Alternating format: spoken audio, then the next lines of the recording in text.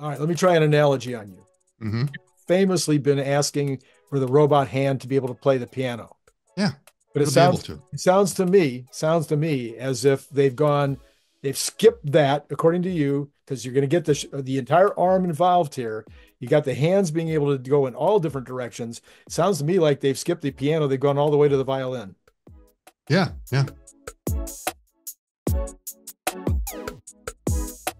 Does that make yeah. sense? Very, very well. It's quite possible. I was thinking flute or oboe or something, which are very complex instruments, but they don't use the shoulders that much. But the violin, you're using, you're doing all of it at the same You, time. you want to make it an integrated system. You could train this thing to play. This has always been the problem in robotics when we look at the humanoid body is we break it down into like dealing with the torso, dealing with the arm, dealing with the hand, dealing with the legs, and you need to put them together. And we're beginning to see that, they keep on talking about that as the body is moving, that the legs are kind of swaying on in there because they're learning to balance it. But you still need to take it to that next step, that you look at everything as one complete body, and not as separate parts where everything knows what it's doing. So that, means doing the violin, oboe, anything like that, it probably would be able to. Now, whether you need to go that far, I don't know, but it may very well be that they're noticing is like, why is this suddenly so important? Yeah.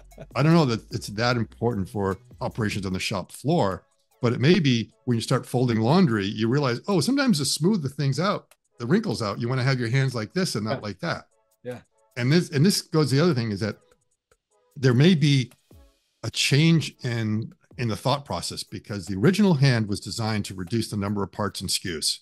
Mm-hmm. So that's why you dropped a knuckle there, is just like, well, that's one less part. And then all the fingers are the same length. So you drop skews. Right.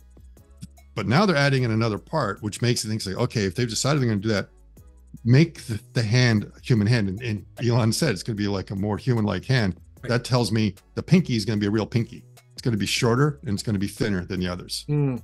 Now, whether these three remain, like maybe they're identical, or maybe they have a similar component or two in there, but something just to make the length a little bit different. So the hand design will start getting closer to that. Because Tesla can handle lots of skews if they want to. I mean, they know how to do that. It's just that you never want to have way more skews than you need. Yeah. So again, you go through that process of what's going to be right, and it looks like they decided to bump that up a little bit.